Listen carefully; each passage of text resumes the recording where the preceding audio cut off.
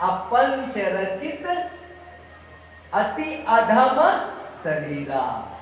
ये जो शरीर है 5 तत्वों से बना है और भगवान शब्द भी 5 तत्वों से बना है। तो जो भगवान है वही हम हैं। तुलसी बाबा ने रामायण में इसी को लिखा, ईश्वर अंश जीव अविनाशी, अचेतन अमल सहज सुख राशि।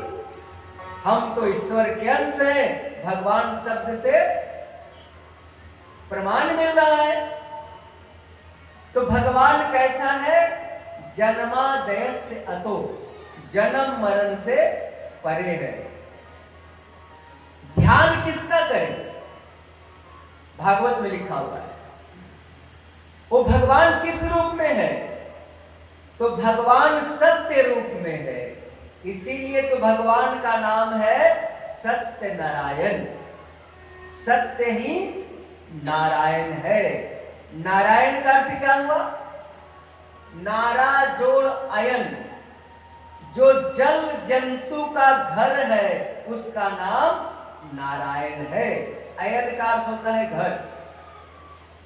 तो सत्य ही नारायण है। इसीलिए हम लोग कथा कराते हैं ना, सत्य नारायण व्रत कथा, यानी सत्य बोलने की उस कथा में शिक्षा दी जाती है।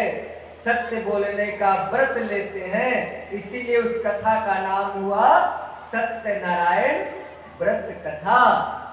भगवान को कहते हैं नैवेद्यम समर्पयामि, यानी भगवान आपको बढ़िया बढ़िया हम किशमिश काजू चढ़ा रहे हैं। कहते तो है नैवेद्यम समर्पयामि, और चढ़ा देते हैं वही खटखटिया मिश्री। बोलो वहां झूठ बोलते हैं कि नहीं हम लोग? कथा सत्य नारायण की, अब बोल रहे हो झूठ। वस्त्रम समर्पयामि, ऐसा कपड़ा चढ़ा देते हैं कि ना पंडित जी के काम में आएगा।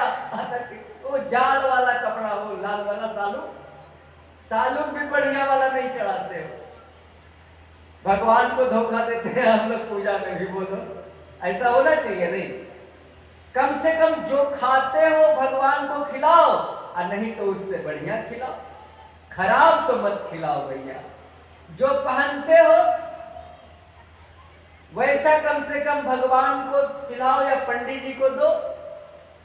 कम से कम जो पहनते हो उतना तो दो।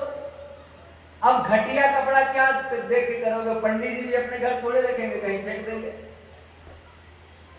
इसीलिए सत्यनारायण व्रत कथा जो कहो मंत्र के द्वारा उतना जरूर करो। अरे नहीं पहुंच जाते हैं तो 2 टुकड़ा किशमिशे चढ़ा दे भैया मिश्री के बदले। नैवेद्यम कर रहा है तो मिश्री के बदले किशमिश चढ़ा। क्या खटर खटर मिश्री चढ़ा देता है, भगवान का दांत टूट जाएगा मिश्री खाने से। बोलो तो सत्य का ध्यान करो। सत्यम परम धीमहि, मंगलाचरण में कहा गया सत्य ही परमात्मा है। इसके बाद भगवान को कौन प्राप्त कर सकता है? किसको भगवान मिलेंगे? किसको परमात्मा की शक्ति मिलेगी? किसके अंदर परमात्मा की शक्ति प्रकट होगी? तो मंगलाचरण में वेद व्यास जी लिखते हैं कि निर्मत्सरा नाम सताम, जिसके अंदर का मच्छर निकल गया हो। लोगों ने कहा जय हो व्यास जी, अंदर भी मच्छर होता है। बाहर के मच्छर से तो कछुआ छाप जला लेंगे या मच्छरदानी लगा लेंगे, बच जाएंगे। अंदर के मच्छर से कैसे बचेंगे? तो भैया अंदर का मच्छर थोड़ा सा अंतर है बाहर के मच्छर से। बाहर के मच्छर का नाम मच्छर, अंदर के मच्छर का नाम मत्सर। मत्सर, मत्सर का अर्थ क्या होता है? ईर्षा, द्वेष, जलन। जिसके अंदर से निकल गया उसी के अंदर परमात्मा की शक्ति प्रकट होगी। नहीं हम लोग कहते हैं अरे कल तक इसको खर्ची नहीं मिलता था, भूखे मरता था, आज हमसे आगे निकल गया, इसका पैर काट लो, इसको पीछे खींच लो, इसका चोरी कर लो।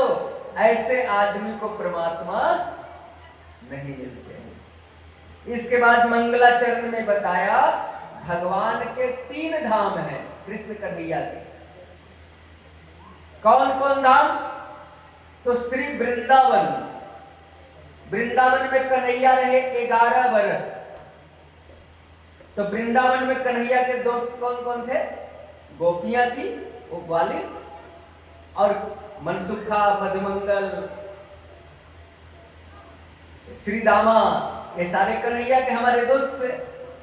तो कन्हैया रहे वृंदावन में 11 वर्ष। दूसरा धाम कौन सा है कन्हैया का? दूसरा धाम है मथुरा। वृंदावन का अर्थ क्या होता है? वृंदावन, वृंदा नाम है तुलसी का। जहां पर तुलसी का पौधा बहुत ज्यादा हो उस जगह का नाम वृंदावन। जहां पर संत वृंदों का जमावड़ा ज्यादा हो उस जगह का नाम वृंदावन। देखो भाई, यदि आपके घर में बार बार परेशानी आ रही है, यदि आपका वास्तु शास्त्र के अनुसार घर गलत बना है, तो हम आपको तरीका बताते हैं बिना पैसा का, कल से ठीक हो जाएगा। तुलसी का 4-5 पौधा गमला में लगा के अपने छत के चारों तरफ रख दो, आपका घर वृंदावन हो जाएगा। वास्तु शास्त्र का समूचा दोष खत्म। जिस दिन केवाड़ी खिड़की तोड़ना होगा उस दिन ठीक कर लेना, पैसा होगा, लेकिन तत्काल दोष खत्म हो जाएगा। तुलसी का 4-5 पौधा गमला में लगा के अपने छत के चारों तरफ या अपने बाउंड्री के चारों तरफ रख दो, आपका घर वृंदावन हो गया। प्रेम से बोलो वृंदावन बिहारी लाल की। और वृंदावन, मथुरा, मथुरा में भगवान रहे 14 वर्ष। 11 वर्ष वृंदावन, 14 वर्ष कन्हैया रहे हैं मथुरा में। मथुरा का अर्थ संतों ने कैसे निकाला है जानते हैं? मथुरा का रा, अंतिम वाला रा लीजिए, शुरू वाला म लीजिए, राम हो गया कि नहीं? वृंदावन मथुरा में पहले राम राम कहा जाता था, वो कन्हैया के आने के बाद राधे राधे हो गया। अभी भी वृंदावन का कुछ अंश है, कुछ गांव, वहां लोग राम राम ही कहते हैं। 2 बार राम राम कहने से कितना फायदा होता है हम बताते हैं आपको। कोई आपको बोलता है ना राम राम, तो आप भी कहते हो ना राम राम। तो 2 बार राम कहने से कितना फायदा होता है जान लो। इसीलिए हम सबसे अपील करते हैं कि हमारी कथा में आओ तो एकाग्र होकर कथा का रसपान करो, बहुत कुछ मिलेगा 2 घंटा में। रो है, क से रो कितना नंबर पर है? क से क ख ग घ, क से रो कितना नंबर पर? जल्दी बताओ।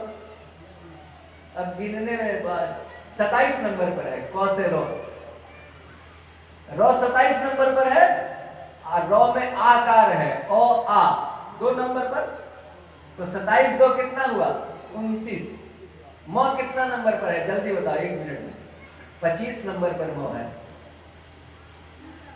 29 25 कितना हुआ? 54। और 2 बार राम राम कर दिए तो 54 गुना 108।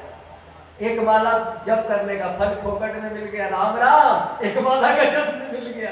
प्रेम से बोलो श्याम रामचंद्र